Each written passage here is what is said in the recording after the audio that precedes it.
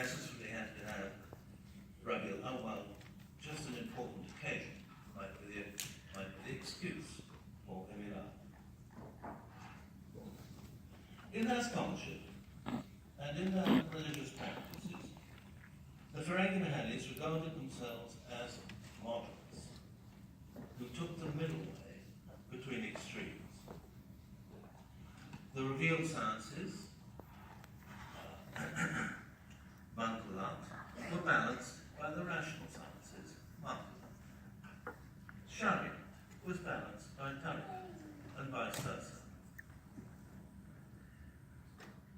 In the Ferengi Mahali Tazkira, there are often stories about how a young Ferengi Mahali might go to one extreme or the other, but then always be brought back to understanding that the sensible middle way was the sensible way of behaving. They were open to new ideas, as the legal scholarship of the great Maulana Abdu Alghazalin revealed in the 19th century, although not many would go as far as the mathematician Tafassul Hussain Mark. Moreover, they were prepared to be socially inclusive. Both Hindus and Shias studied the rational sciences under them. This said, everything that Ferengi Mahalis represented was opposed by the great tide of Islamic reform which swept through South Asia from the early 19th century onwards. They were opposed by the followers of Sayyid Ahmad of Raebareli, by the Deobandis, by the El Hadith, by the Tablighi Jamatis, and the Jamati Islamis. Their influence declined, one, because they did not generate a satisfactory answer to how to be Muslim under colonial rule. And secondly, they failed to find a way of funding themselves after their landlord support was cut down by the partition of India and land reform, and their princely state support by government takeover. The religious influence of Ferengi Mahal might have declined in the 20th century, but its ways of being were still followed alongside Islamic reform. Its values, which could be summed up as protecting the interests of Islam and the Muslims, and a humane, inclusive approach to religion, can be seen in the lives of two remarkable men. The first is Maulana Abdu Alghazalin, who lived from 1878 to 1926. He was the major Ferengi Mahali figure of his time. Indeed, in the public arena, apart from Abul Kalam Azad, he was the leading alim of his day. Around 1909, he founded an organization of activist ulama in public affairs, the Majlis Mu'inul Islam. In 1913, he helped to found the Anjumani Khudami Khala, the Society of the Servants of the Khala, to protect the holy places Islam. From 1916, he got together with Mahatma Gandhi to build the basis of Hindu-Muslim collaboration. In 1918, he led the ulama onto the platform of a Muslim League meeting in Delhi for the very first time, beginning a process of collaboration between the ulama and the secular leadership of Muslim society.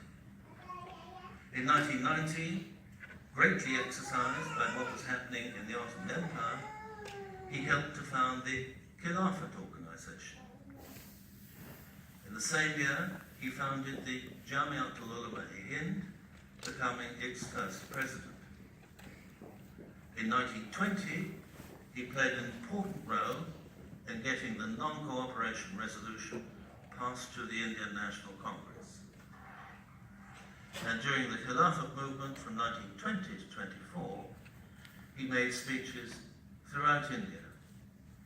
And I should remind you that the Khilafat movement was the greatest movement of protest against British rule since the mutiny of 1857-58. But then Islamic reform got him. From 1924, Abdul Bari was increasingly concerned about the conquest of the Hijaz by Abdu Aziz ibn Saud and his Wahhabis. By early 1926, he was much disturbed by the news of assaults on the Prophet's tomb in Medina. He was also disturbed by the fact that his most famous disciple, Maulana Muhammad Ali Johar, supported the Saudis. When he received news that Muhammad Ali had publicly rejected him as his peer, he had a stroke, which killed him. In a way, it was a victory for Islamic reform over the Faraghi Mahadis. The second major figure is Abdul Bari's son, Maulana Jamal Mian, who lived from 1919 to 2011. And now, quite shamelessly, I'm going to wave a copy of my book in your face. This is the biography of Jamal Mian, which was published at the end of last year. Like his father, he fought for Muslim interests as he saw them. Drawn into the Muslim League by Jinnah in the late 1930s, he was by 1942 a member of the Muslim League High Command, aged only 23. Down to 1947, he was a major Muslim League campaigner. He displayed his Faraghi Mahali values in one distinctive way. He was strongly opposed to Pakistan becoming an Islamic state.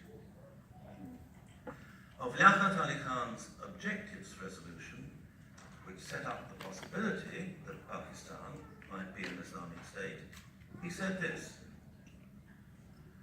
the Qaradad-e-Muqasid, the objectives resolution, is the Qaradad-e-Mufasid, the chaos revolution. When asked by Pakistan's Constituent Assembly and by Ayub Khan's Constitution Commission for his views on Islam and the Constitution, on both occasions he opposed any idea of Pakistan becoming an Islamic state. Amongst other things, he said in evidence, it will be very unfair to minorities. His diary comments tell us that he was profoundly opposed to President Bhutto's actions declaring the Ahmadiyya non-Muslim in the Pakistan Constitution of 1973. He was equally opposed to Zia ul-Haq's Hudud ordinances of the late 1970s. With the death of Jamal Mian in 2011, his line in Faraghi Mahal lost its prominence in sustaining the pre-reform traditions of Faraghi Mahal. This lead has now been taken up by the descendants of Mullah Nizamuddin and Abdul Ali Berudul. They run a madrasa in Lucknow, they give fatwa, and do so on a large-scale basis. And in doing so, they offer their own distinctive take on Faraghi Mahal tradition. Thank you very much.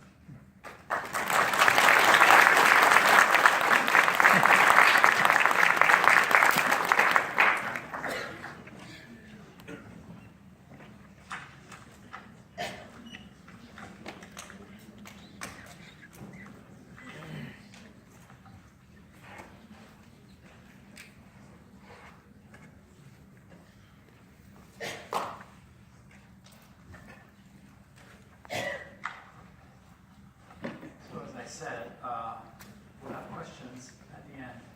And I've planned to leave time for questions, so hopefully I shouldn't run longer than about 23 minutes. And I've written my lecture just so that I make sure I don't run over time, because if I were to freestyle, I'm afraid I'd go over. As Dr. Robinson has observed in his monograph on the scholars of Farangi Mahal, the Farangi Mahal family traces its ancestry to Ayyub al-Ansari, companion of the Prophet. That line of ancestry runs through an eminent scholar of both Sufism and the study of prophetic narrations, or hadith, namely Khaja Abdu Alghazalin of Herat. My talk today will concern the ethical system of that figure, Khaja Abdu Alghazalin, who lived in the 11th century. Ansari was one of the foremost Hanbali scholars of the East, residing in Nishapur and Balkh, in the areas of what would today be eastern Iran and Afghanistan. His family's native city, his birthplace, and the place of his burial was Herat in Afghanistan.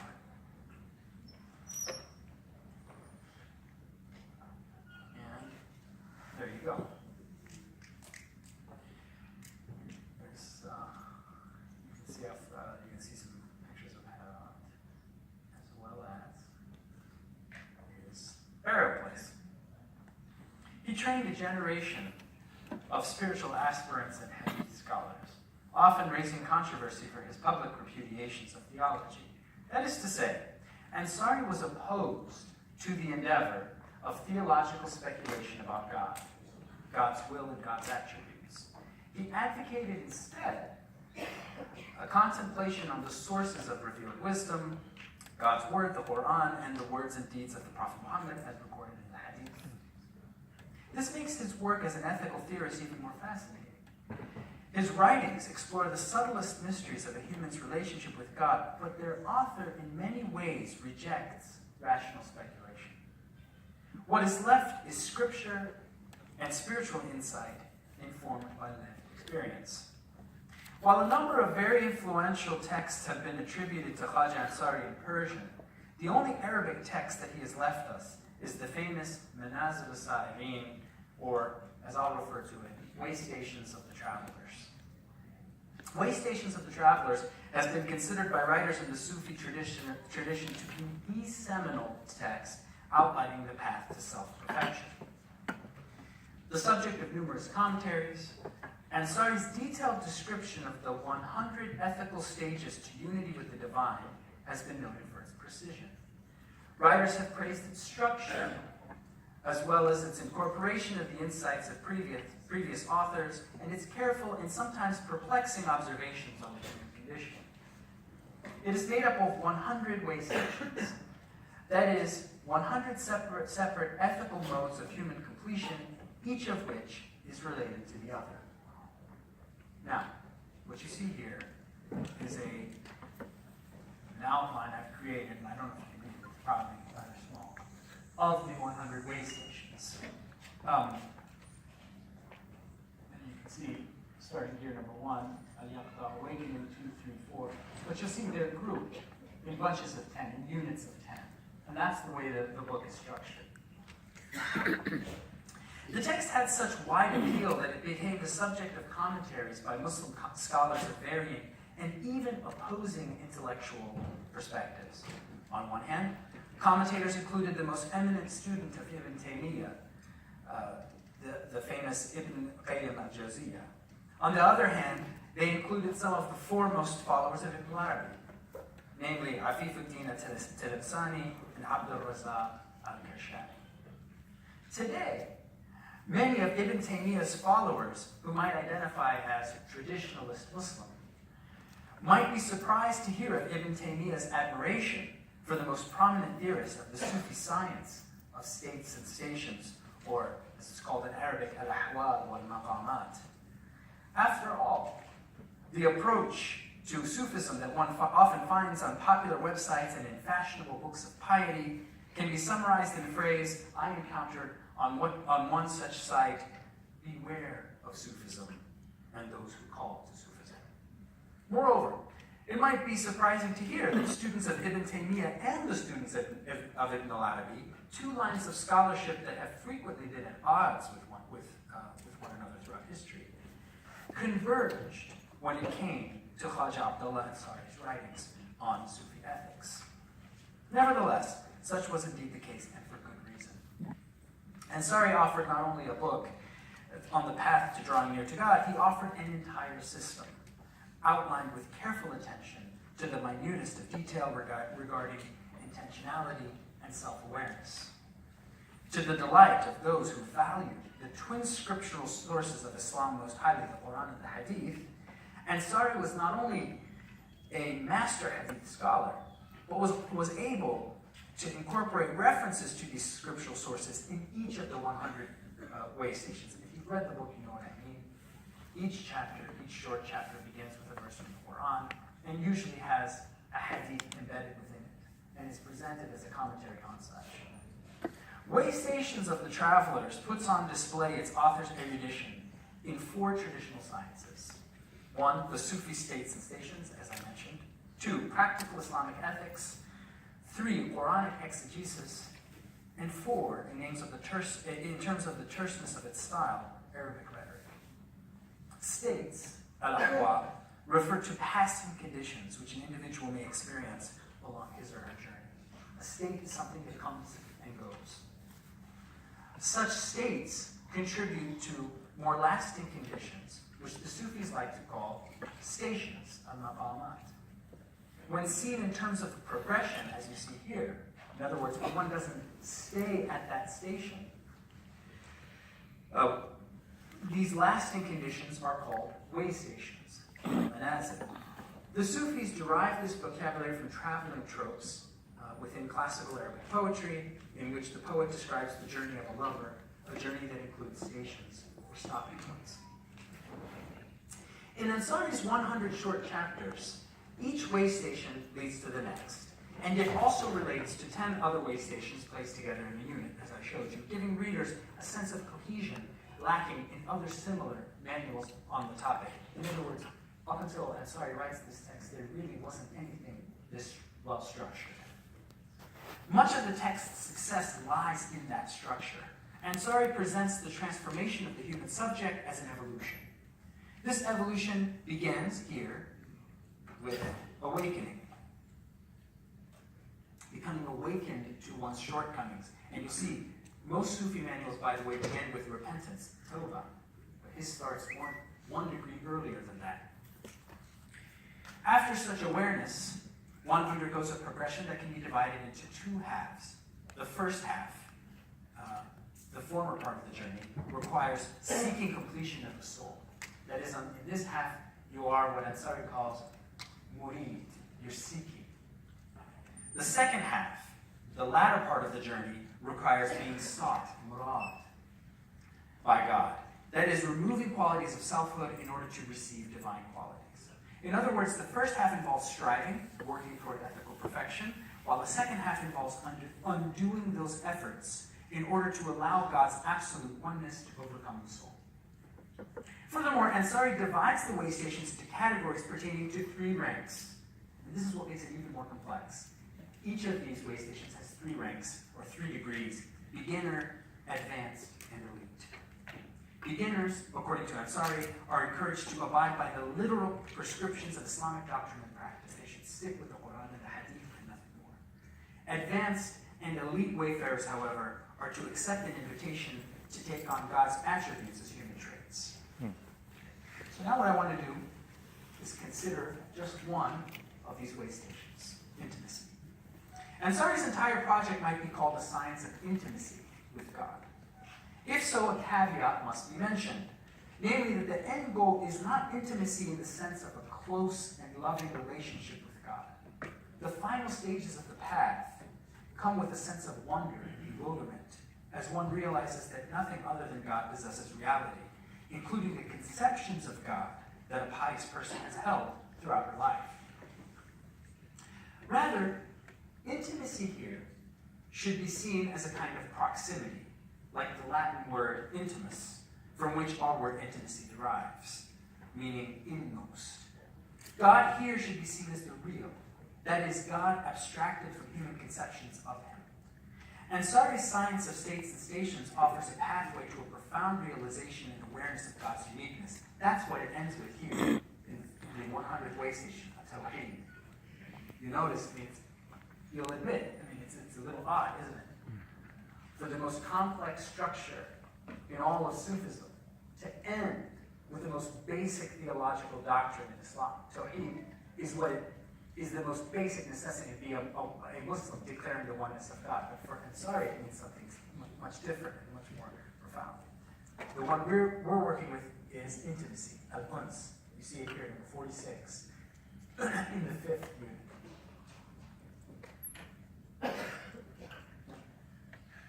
So the topic of intimacy, as a closeness to God that's filled with love, comes up in Ansari's book roughly midway through the soul's journey, in the 46th way station, as I pointed out. Yet in his discussion of this 46th way station, Ansari teaches his audience what proximity to God might mean for 3 different degrees of achievement.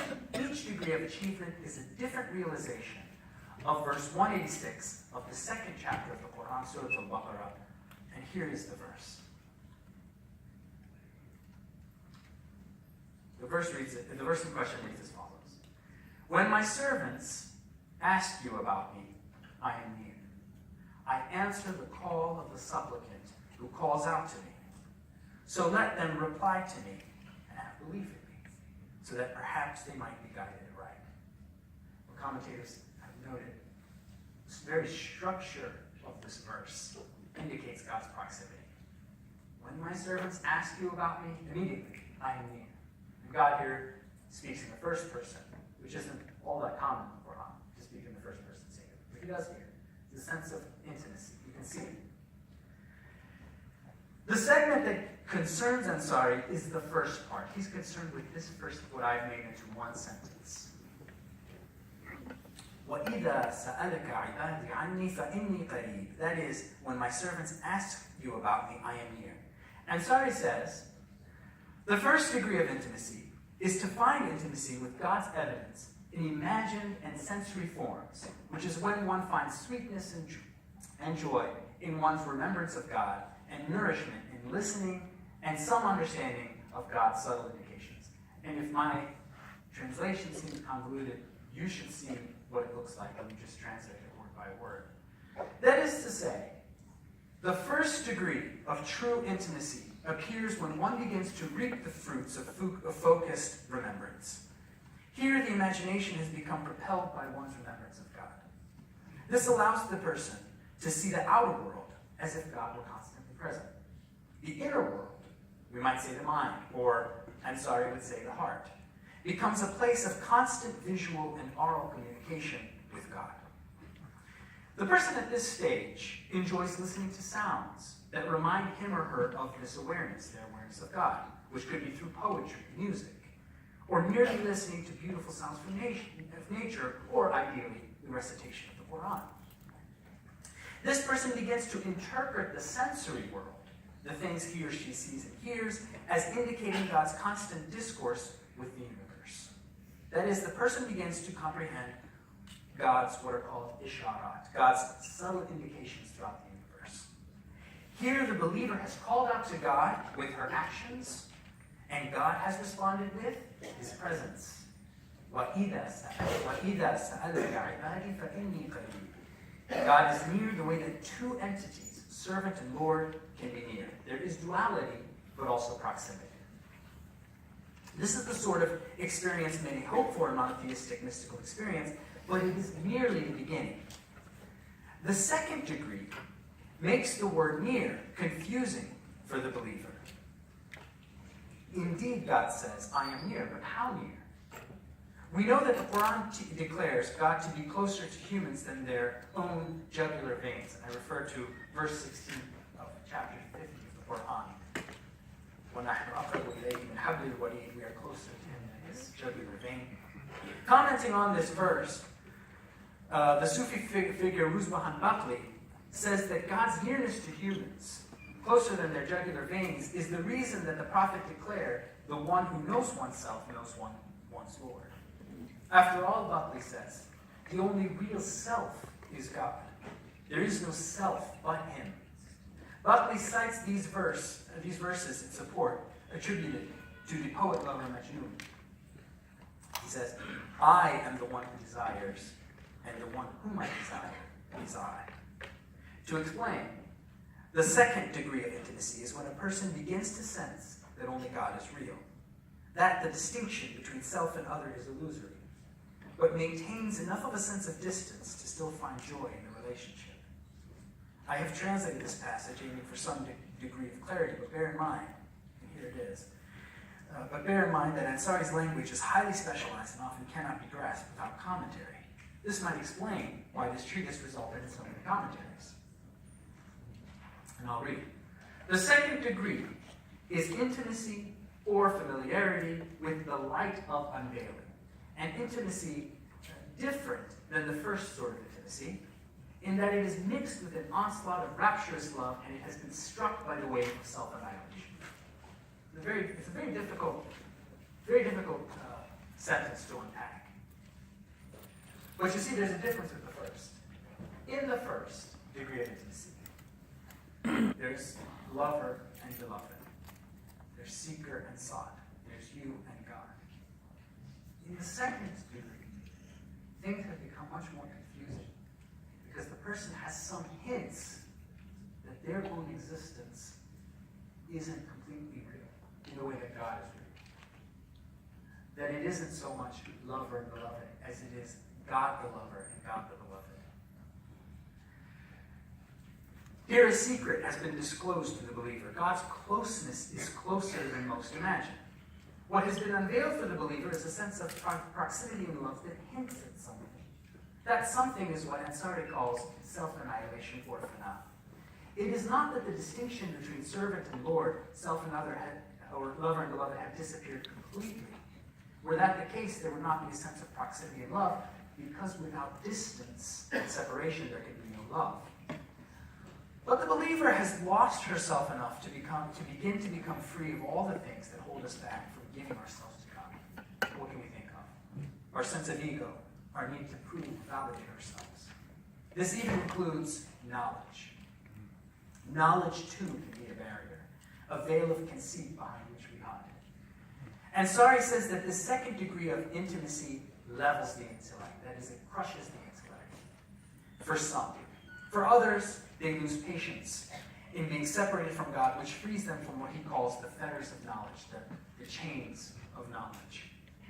Instead of having a sense that he or she knows, understands, and hence has some sort of control over things, the believer now begins to value only one thing, her meeting with God. The desire for that proximity eclipses other desires. The intimacy that comes from that desire eclipses all other forms of knowledge. And this is where you're going to see Ansari as a scripturalist. To illustrate this, Ansari reaches into the Hadith tradition and cites a prayer attributed to the companion of the Prophet, Ammar ibn Yasir. And that prayer is, I ask you to grant me yearning for meeting you, unaccompanied by any adversity that harms the soul or any trial that leads to misguidance. The commentator on this book, Tilem Sani, that I mentioned before, interprets the harm and trial here to be the loss of knowledge that can occur when one draws near and begins to lose her sense of self. Okay, now, we've made it through to the 3 degrees. I'm at the 3rd degree, and I'll just mention it briefly because it's beyond. And Ansari himself says that the 3rd degree is really beyond conversation, so why should we bother? Now we reach the 3rd and highest degree of intimacy. Here we see an entirely new facet of God's nearness, the proximity he has promised. That is the proximity promised in وَإِذَا سَأَلَكَ عِبَادِي فَإِنِّي قَرِيبٌ. When my servants ask you about me, I am near. Here we might say that the servants have been speaking to the Prophet Muhammad, asking about God. The Prophet replies, reading the Quran to them. Indeed, I am near. Yes, it is God who speaks. Yet what Ansari explores is the sense in which the divine speaker and the reciter of revelation are one and the same. The prophet says, I am near, because all actions and all perfections are indeed God's. Thus, God is nearer than near. He is their very selves. Ansari describes this as a vanishing. It is, and I quote, intimacy with one's vanishing within the witnessing of the presence. That is, one loses oneself in God's presence, or more precisely, one loses oneself in one's perception of God's presence. It is an intimacy that cannot be described except in negative terms. It cannot be defined, nor, as Sarah tells us, can its depth be understood. One can speak about it only in illusions. So,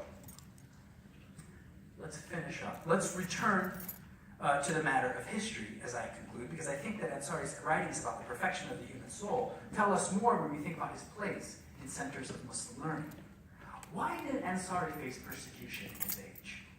One needs to bear in mind that there was an ongoing and public disagreement about how one knows God that was especially heated in the area and time in which he lived, that is Nishapur in the 11th century. Ansari and his supporters, who identified with the Hanbali school, saw theologians as engaging in innovation and even distortion. They would, the charge went, render the words of God and Muhammad to suit their own arguments and opinions. In fact, the name that Ansari and his ilk gave to such theologians, Ahl Ra'i, meant people of opinion, and was in contradistinction to Ahl Sunnah, or the people of the prophetic way, by which they meant the prophet's way as recorded in the Hadith. The theologians, on the other hand, accused Ansari and those like him of anthropomorphic, literal readings of descriptions of God in the Quran and Hadith. These theologians said that when the Quran says that God settled on the throne, as it does, for example, in verse 54 of chapter 7, a literal reading was blasphemous. God cannot be limited to a body, and hence we cannot say that he sits and stands.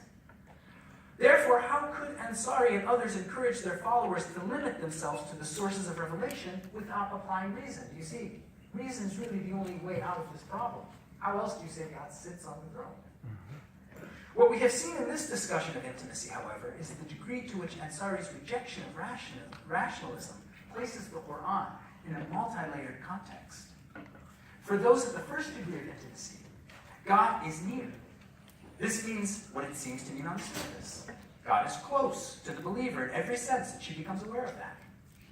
For those at the second degree of intimacy, God is near in the sense that one has flashes of realizing that God and the self are near to each other, even the same. At the third degree of intimacy, one drowns in that realization. At this third degree, the phrase I am near can mean God is near, but I the servant, am near, since only God is real, the two are synonymous. One can also see why Ansari was concerned with what common people believed. These higher degrees of intimacy cannot be shared with everyone. Most will not understand it. Some will reject it as heretical.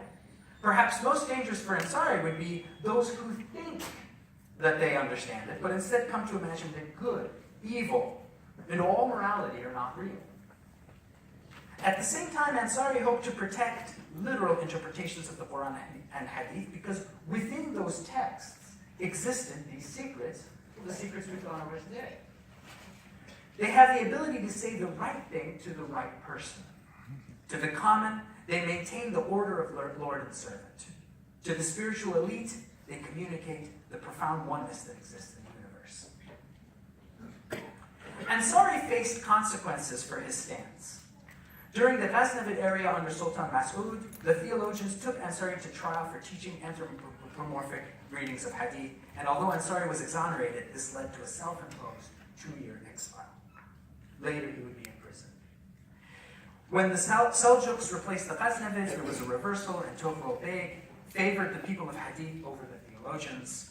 Ansari, during that time, taught and lived in relative ease. You can see that the ulama were really at the mercy of their rulers. Yet again, after Tughril Beg's death, power fell into the hands of rulers favoring the theologians, namely Nizam al-Mulk, Vizier to Al-Arslan. Ansari once again found himself forbidden from teaching, and this time expelled from Nishapur, forced to live in Balkh. Almost 20 years later, he would be exiled again for the last time, because his followers burned down the house of a speculative theologian denounced by Ansari and beat him. This despite Ansari's own firm stance against use of violence for such matters. Yet Ansari's idealism did not go unnoticed during this period either. With his erudition and piety came the love of many. Backed by their support, Ansari was uncompromising, even when taken to task for his views. The vizier that I mentioned before, Nizam al-Mulk, learned this during interrogations of Ansari by the theologians. Careful to retain the support of those who loved Ansari, the vizier encouraged the caliph of the time, called al-Qa'im, to bestow upon Ansari a robe of honor. Toward the end of his life, a later caliph, called al-Muqtadi, would bestow a second robe upon Ansari, accompanied with a title that has stayed with him until today, the Master of Islam, Shaykh al-Islam. A title that the Sufi writer Jami, for instance, reserves for Ansari alone. Because of his commitment to the inner path as well as to scripture, Ansari endorsed in two different categories of Islamic biography. The Sufis claimed him in their hagiographical chronicles, and the Hanbalis also claimed him in their chronicles, in one case describing him as the leader of the people of the Sunnah, the Ahl Sunnah in Herat. By studying Ansari, we can see ways in which certain understandings of Sufis and Sufism are actually historical distortions. Often, contemporary depictions of Sufis inspired by Sufi love poetry present free thinkers of uninhibited tolerance, promoting an ecstatic and loving alternative to more rigid interpretations of Islam. Ansari certainly advocated a relationship with God that involved love, and, as we have seen, intimacy. But he was firmly grounded in an interpretive tradition that advocated vigilant adherence to Islam's scriptures. On the other hand, we have seen that Sufism was not, at that time, some strange and pseudo-Islamic tradition, as I often hear it talked about today in the popular media and sometimes by the Sufis themselves. For example, while later Hanbali figures such as Ibn Taymiyyah and Ibn Qayyim did not agree entirely with Ansari's presentation of Islamic ethics, they certainly admired him. Both acknowledged his piety, even if, according to them, Ansari's practice was better than his knowledge. In fact, Ibn Qayyim attempted to salvage that which was legitimate in Ansari's writings by writing a separate manual. Currently enjoying popularity among Arabic readers, Ibn Qayyim's manual is a massive explication and revision of the way stations that I've been discussing today, titled Ranks of the Wayfarers, between the way stations of We Worship Only You and We Seek Only Your Aid. It's a long title in English as well as in Arabic, Madarij as-Salikin, Bayna Manazil Iyaka Na'budu wa Iyaka Nasta'in. In fact, what they held as valuable in Ansari's writings was a rigorous attempt to outline a pathway for the soul seeking its completion. As we have seen, Ansari did so with an attention to detail that we are only now beginning to unpack and understand. Ansari's Way Stations of the Travelers is a manual that continues to be studied in Muslim seminaries and elsewhere, but has not received as much attention in European languages. This, despite the fact that Ansari's manual has great value not only for the study of Sufism or Islamic ethics, but for all those interested in moral psychology and traditional virtue systems. And with that, I thank you.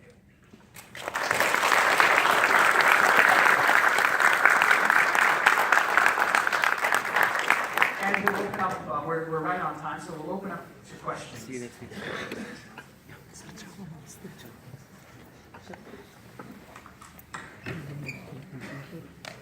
Are there any questions? Yes. Isn't on the same point, Allah bin Mansur has been hanged when he said, Anar al-Haq? Was he referring to the same concept? That's a bad one. Yeah. That's a good point. So, according to Sufis, the mistake that Hallaj made was revealing the secret. I mean, if his statement is taken as meaning that he and God are one to the exclusion of all other people, what we call incarnation, then yes. I mean, it's considered by standard Islamic theology to be blasphemy. But if it's taken in accordance with what we discussed today, then it's not really blasphemy at all. It's a statement of fact. It's everything is God. I mean, God created everything, and all power and all action goes back to Him. Regardless, I mean, the truth about Hallaj is much more complex than the legends. So the legends made it much about that statement.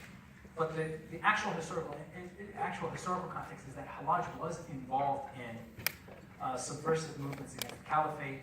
He had enemies, powerful enemies, among the Abbasid court, in the Abbasid court, and that's a more realistic view as to why he was executed.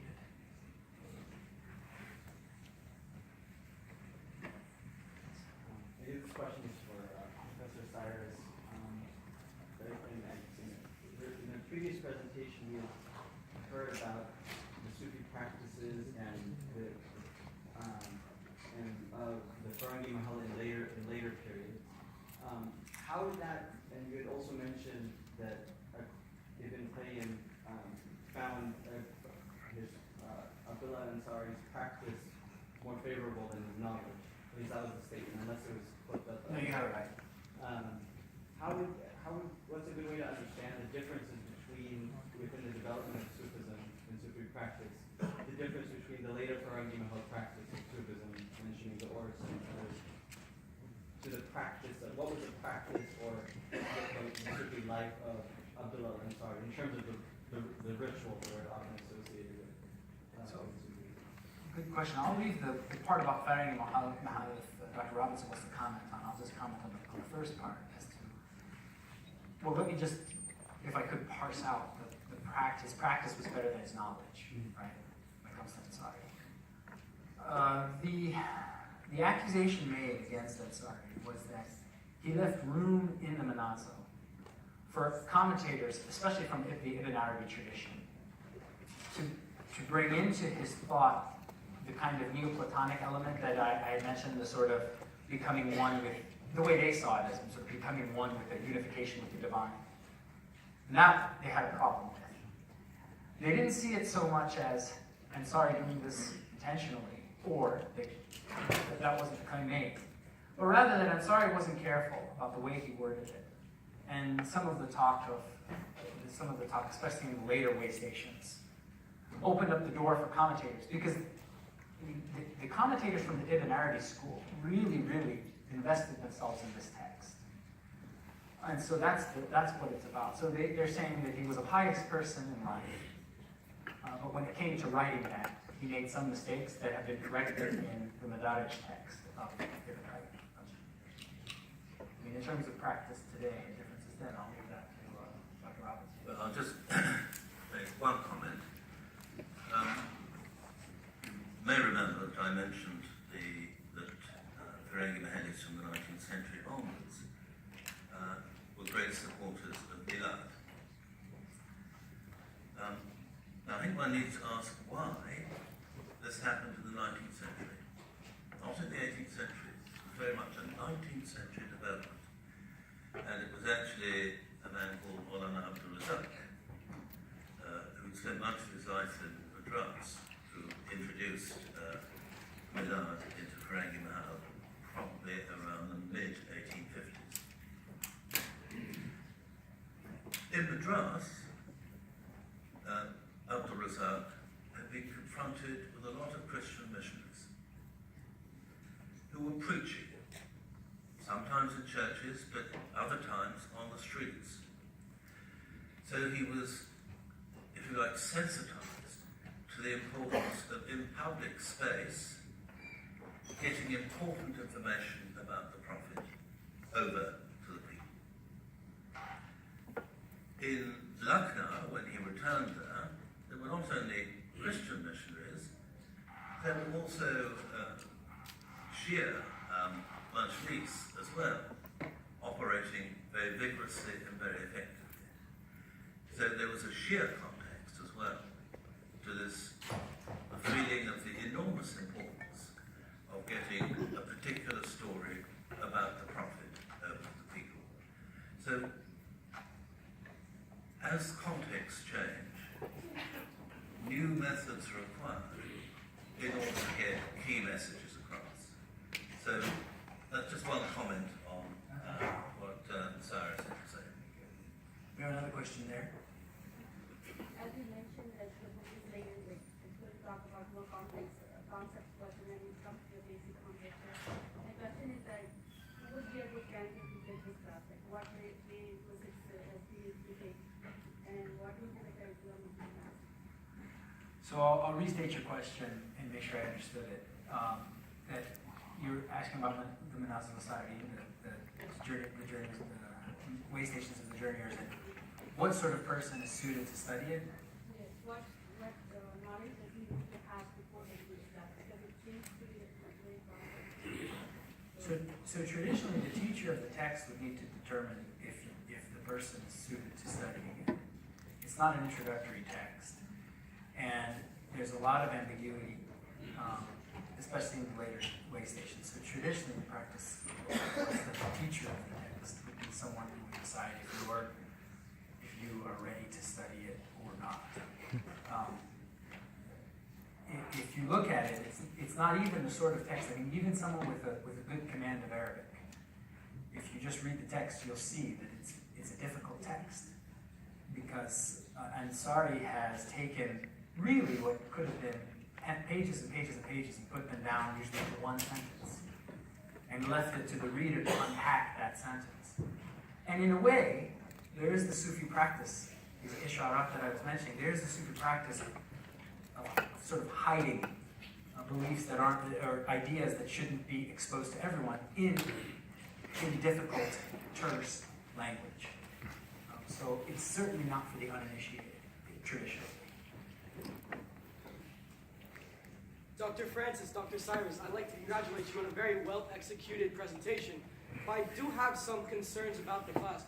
As this is your inaugural lecture, will this be standalone, or will you have a complete class? I'm sorry, I didn't hear that. That's okay. I'll repeat it. Okay, fine.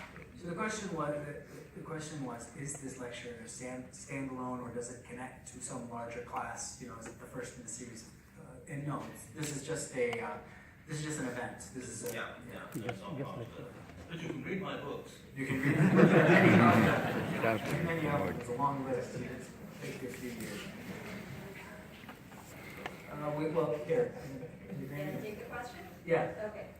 Your research is primarily on Sufism. My question to you today is that how much that could affect your program development of the program here at UCF, and how would be the core Islamic teaching would be part of the program? Well, that's a good question. I wouldn't want to conjecture as to what the Islamic Studies program would look like, but certainly if there was Sufism, it would be a class maybe or two. It wouldn't be a program that would be training people to, perform miracles. It would be, it would be, it really would be a class maybe. But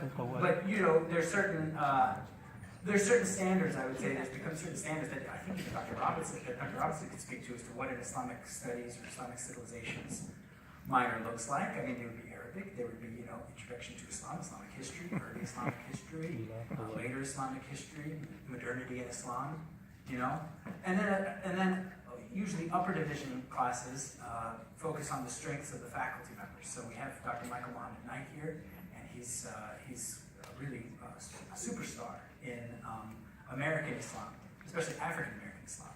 And so, of course, we want to have a class like that as a requirement. But yeah, we have a class on Sufism, might be elective, that sort of thing. Yeah. But I should actually Please do. I think just a class on Sufism is not enough. Essentially, there are two great ways in which Islamic knowledge has been transmitted through time. There's the formal knowledge of the alim, of the scholar, and there's which is a little cold, but very important. And then there's the knowledge of how to know God in your heart, which is the Sufi message. And as I said when talking about Ferengi Mahadis, these two forms of knowledge are regarded as complements of each other. If you're going to be a good alim, it is good to have some spiritual knowledge. If you're going to be an effective Sufi, you need to have knowledge of Sharia. Now, if I was putting on a course, well, I am actually running a course down in London, at the master's level for this, and one thing I regard as absolutely essential in talking about Islamic history is seeing Islamic history as being the process of transmission of formal knowledge and spiritual knowledge by ulama and Sufis through time. And as that is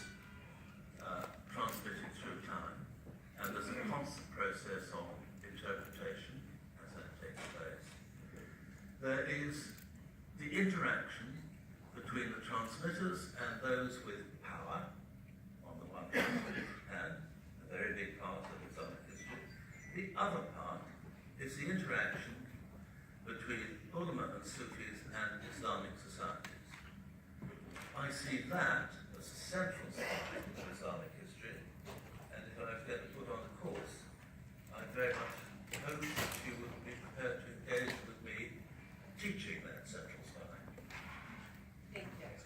In the back, yes?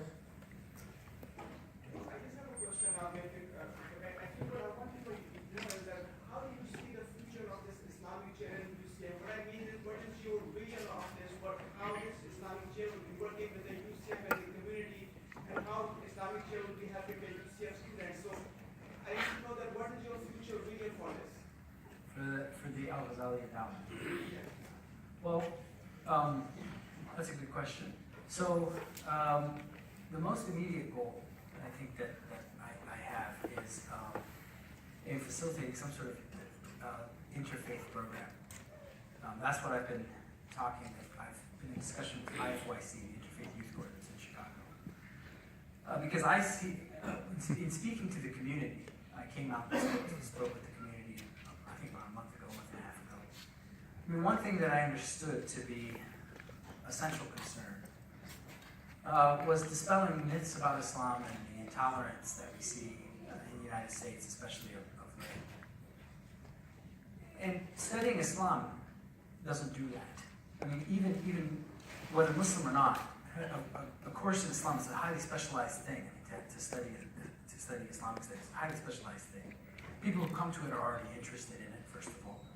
But second of all, you can study it as an oddity without learning how to engage with it.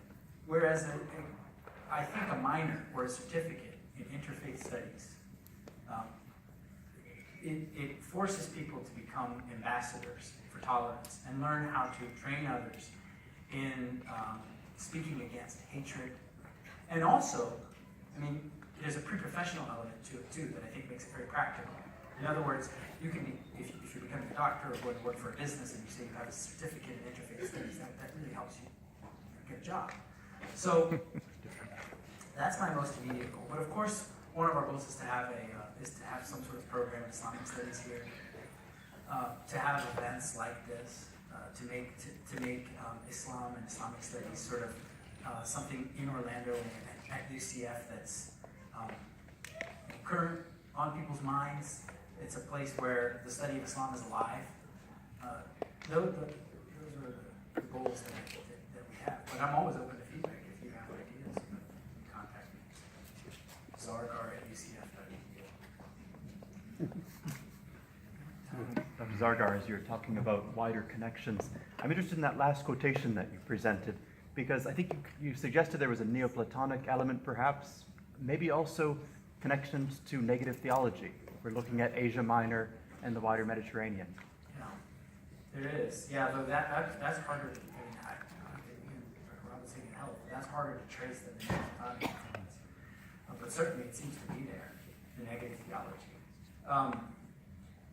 And for those who aren't following us, I mean, I could put it in very simple terms. There are ways to describe what God is, but there's a way to kind of unsay that. I mean, you see that it's the Islamic concept of tanzih, right? Tanzih, tashbih and tanzih. You say God is the all-loving, God is the merciful, God is the hearing, but then you say subhanallah, glory be to God. He's above all this. He's different than all this. He transcends all this. So that last part is where you separate. You say God has some distinction from the things that we know what human is like. And there, it sort of becomes heightened in, it certainly becomes, as you said, heightened in some of these Sufi texts. Dealing with that, dealing with the pull between tashbih and tanzih becomes a really important part of these Sufi texts too. Historically, I don't know, it's a difficult project to trace all the different influences that were coming into the world. I mean, you had, Sufism was prevalent in Central Asia, Iran, South Asia, places where Buddhism had a presence. So, but it's always hard to trace that.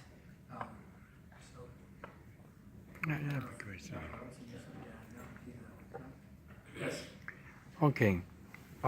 In your study, in your findings, is there anywhere where the author or the person that you're talking about come to the point that he finds You can hear. he can hear me, Yeah. that the person, You could you could stand and say it, or we could. okay, I can speak out. Is Stand that up. right? Stand up. All right. Make sure. Okay. Is it in your study that the person doing his study in his find where there's a universal consciousness that when the Prophet present Islam to humanity, he stated in a way and revealed in a way that is a universal consciousness of acceptance of this peace that he wanted the human being, the creator of God, that Allah, wa subhanahu wa ta'ala, give to the human being as his creation.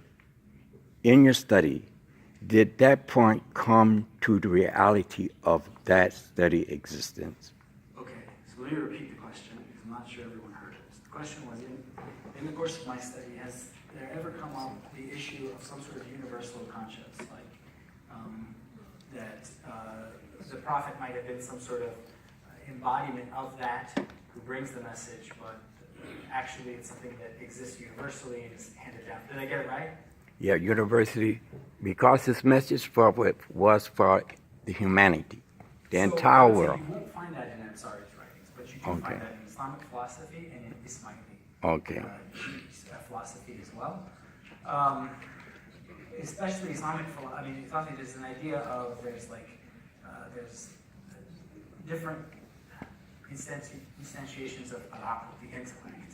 Mm-hmm. You have a universal intellect.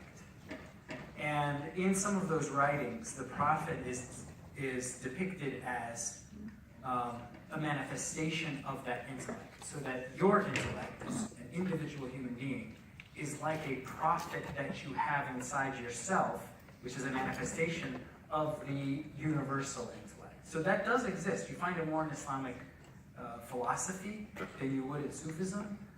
But some Sufi figures like Ibn al-Arabi did deal with it, write about it, think about it extensively. And then, of course, after Ibn al-Arabi, those who were in his school also wrote about it and influenced again by Islamic philosophy. But Ansari's before that shift. So you won't find that language in his treatise. Yes? So, whether it was Ibn al-Arabi's Wazda al-Wujud, like the unity of existence, or Ansari's third degree of intimacy, I know their critics have criticized them for being pantheistic, I guess would be the word that the critics would use. In their lives, or their followers in their lifetimes, how did they respond to these criticisms? I don't think Ansari would have faced those criticisms because he doesn't ever take it quite that far. He's talking, if you've looked at the writings on Wahdat al-Wujud, there's this alternative that's mentioned, Wahdat al-Shuhud, that Ahmed Sirhindi mentioned, and others, that the idea that it's more about the way you perceive things than the way things actually are. And I mean, I'm not saying that was Ansari's stance, but he's not interested in discussions of existence. He doesn't get into it. But Ibn Arabi certainly does. And then, I'm sorry, your question about what the Wujud was, I missed the last part. How they responded to criticisms? Oh, to that it's criticisms of sort of pantheism. Well, the major criticisms of Wahdat al-Wujud as pantheism came later. In Ibn Arabi's time, he never used that phrase. It was some of his students who used it, rarely at first and then more later. And they used it because they were engaging with philosophy. Now, Islamic philosophy had as its mission, or as its stated goal, was the study of existence. And so they used some of the language from philosophy to defend their views. When that came in, it became really confusing for people. And the accusations of pantheism started to come, I would say, about 1 or 2 generations after Ibn Arabi. Of course, in his time, he faced persecution, he was imprisoned. But it wasn't entirely clear why. Like, I mean, sometimes it was him rubbing someone the wrong way, and sometimes it was, I mean, there were some accusations about him writing erotic poetry. But the main problems came later. Now, how the defense goes is that when you say pantheism, everything has a sense of equality. This water bottle and an angel are the same. There's a sort of leveling of things. But that's not what Ibn Arabi was saying. What he was talking about is an emanation of being, where there's things that have more being or more reality, and things that have less. And so they're not completely, you couldn't say that two things are equal. But if you mean pantheism as in God's presence, God being omnipresent, well, then certainly, yeah, I don't think there's much of a disagreement about that. And I don't think there's even theologically any problems with that. Yes, sir, yes. Can you explain the degree of third degree incidentally with one's vanishing? The third degree of intimacy with one's vanishing. So the third degree of intimacy is when one. Yeah, that's a good question. So vanishing with the witnessing of the presence. So there's the presence. There's your experience of the presence. The presence is God, God's presence. There's your experience of the presence where you see and interact with it everywhere. And then there's your complete absorption in that where you disappear. You get sucked into it. Right? Imagine your perception of God's presence as being a pool. You've fallen into the pool at this third stage. So you've disappeared. Now there's just your perception. If that makes sense. So you can quote them as Maulana or Sultan or there's people of this kind? Somewhat, yeah. You'll see statements like this in Rumi's writings. I didn't hear the other one. Certainly, yeah. I mean, Ansari's a very influential writer, but it's not just him. You see it from others, Abdu Alghazalin and other figures have similar statements that have been passed on. But this gentleman here who raised his hand. I have a comment rather than a question. That to me, anybody who says La ilaha illallah is a Muslim, whether he be a Sunni, Shia, Baha'i, whatever. Your research, what have you done to find the commonalities between all these sects? I'll give that to Dr. Robinson. Rather than finding differences, find commonalities and unite them together. Dr. Robinson's a historian and aware of the different groups of Muslims that are there. I throw that question at you, Dr. Robinson. What commonalities do you find? I have to say that's a dirty one.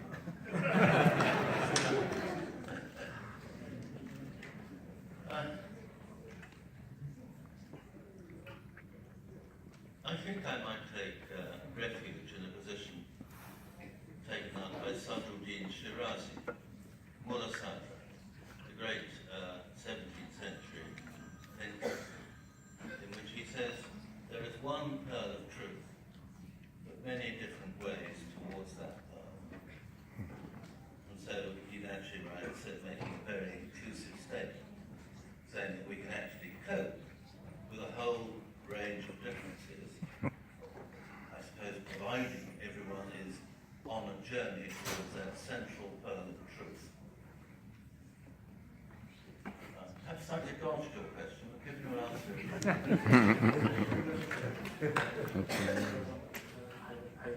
Oh no, I was talking about the third one. Probably it's very close to Fana Fillah. Yeah. Yeah, so that's the term probably they use. Maybe time for one more question? There's one gentleman. Go ahead. Assalamu alaikum. Just a question to kind of better understand Ansari's methodology of teaching. I know you had mentioned that it wasn't until his book was compiled that it had such structure, or they developed that structure. And I know you said that the traditional method of knowing when a student of that knowledge is able to go on to the next stage or the next chapter, I guess, would be based upon there are teachers, I guess they're them justifying when they should move on to the next level. But really my question is that in that structure, there's multiple subcategories underneath it. Would it be accurate to say that Ansari's teaching is more so that structure based, that you have to follow that structure in order for a believer to reach these degrees of understanding or relationship with Allah subhanahu wa ta'ala? Or is there room within those subcategories or different avenues to achieve the same thing but not necessarily following that structure?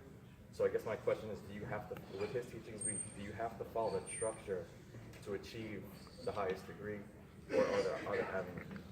So that's an excellent question. Let me pull up the slide you're talking about. So the question was, how strictly does one actually, let's say, ascend or go through these various way stations? And one, let's say, skip around, find oneself in the middle and go back.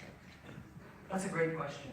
And just judging from my reading, it's not meant to be taken as a step-by-step process. It's a general description, and there's a ranking, but for each particular person it will be different. So this is the other thing. Actually, this is what Ibn Qayyim and Ibn Taymiyyah took it. And sorry, to task force, they said he had made it too specific. Because in reality, it doesn't work. So in reality, there are trends. Almost any Sufi man of charting the path begins with some form of repentance. And you could say there has to be that. And most of them will end with some sort of relinquishing of the self. So you might say, oh, that's usually commonly at the end, satisfaction with God. So you're satisfied with God, God satisfied with you. You want nothing from God. Which is similar to Tawheed in the sense that it's a relinquishing of the self, but it's not necessarily always the same. So I would say it's really more about the trend. It's more about the general outline than it is the specifics. Specific to the student? Yes, each person will go do it differently. Each person will have a different course experience. I hope that answers your question. So, in that, I don't have a question, but a comment, and that is that Dr.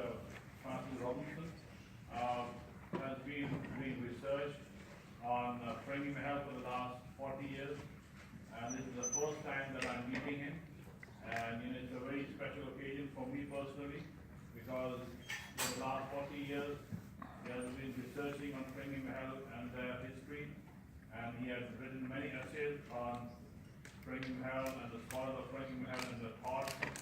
And this new book that he has published last year, it is on one of his grandfathers.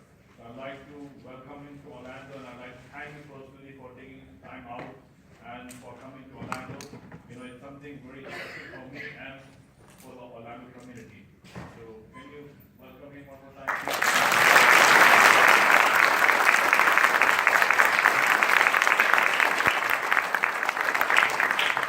I think that's a good place to end it. So thank you, everyone, and good night.